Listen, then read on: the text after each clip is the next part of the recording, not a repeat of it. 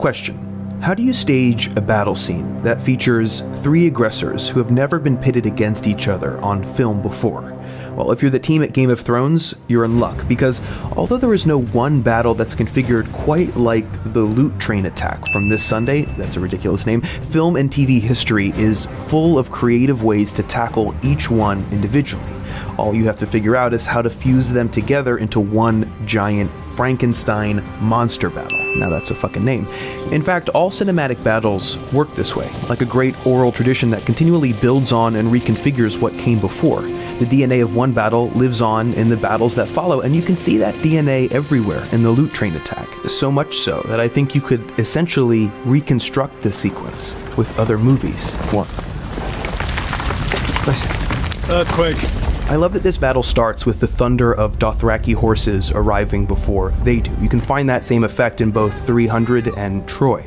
In Lord of the Rings Return of the King, you have a similar situation where the orcs, like the Lannisters, have to reform ranks at a moment's notice to face an enemy that's just about to appear over the ridge. The Dothraki are based on a combination of horse-riding tribes like the Mongols or the Huns, so you can look at movies like the 2007 Russian film Mongol to find battle cries and weapons just like these. But the Dothraki are also based on Native Americans, so it makes sense that Matt Shakman, the director of this episode, would cite the classic John Ford film Stagecoach as an inspiration for this scene.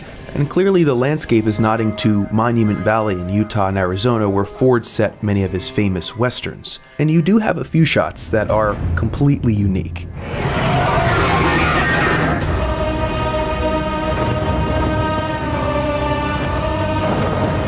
Now, when it comes to fire-breathing dragons, you have plenty to choose from in film history. You've got the Hungarian Horntail from Harry Potter, you've got Vermithrax Pejorative from Dragon Slayer, who rose some people of his own, you've got the dragon from Aragon, and of course you have Smaug.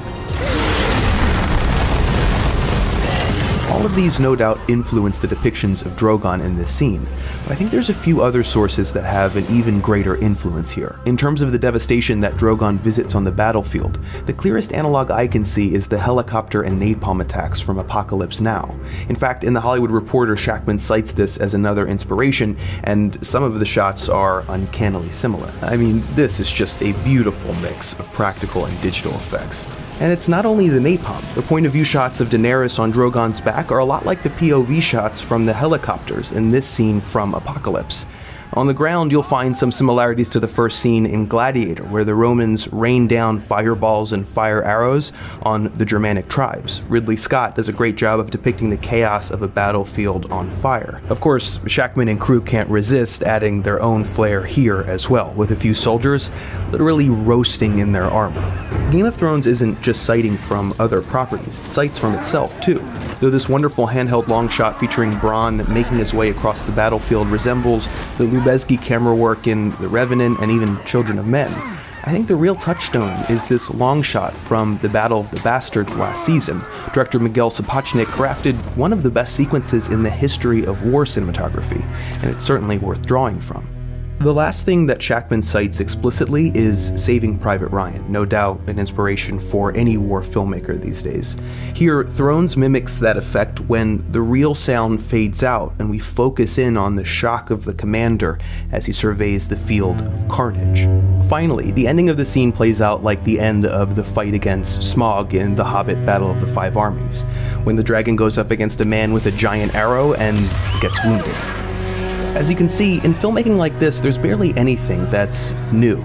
But the team at Game of Thrones, from the director on down, did a wonderful job of combining multiple sources to make a battle that's tense, intelligible, and more than the sum of its parts. For those who ever want to compose a cinematic battle of their own, this is how you do it.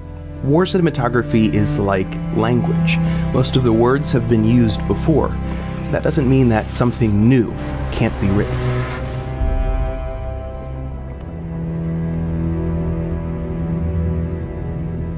Hey everybody, thank you so much for watching. I'm so excited that Game of Thrones is finally back, and I forgot how much I appreciated watching a show that's not bingeable. It's so nice, like, getting together with friends every week.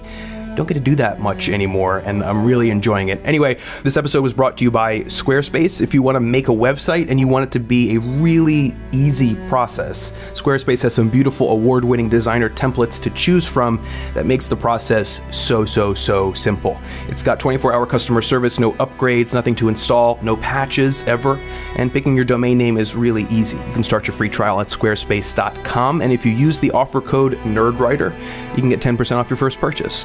Enjoy Game of Thrones, guys, while it lasts, and I'll see you next week.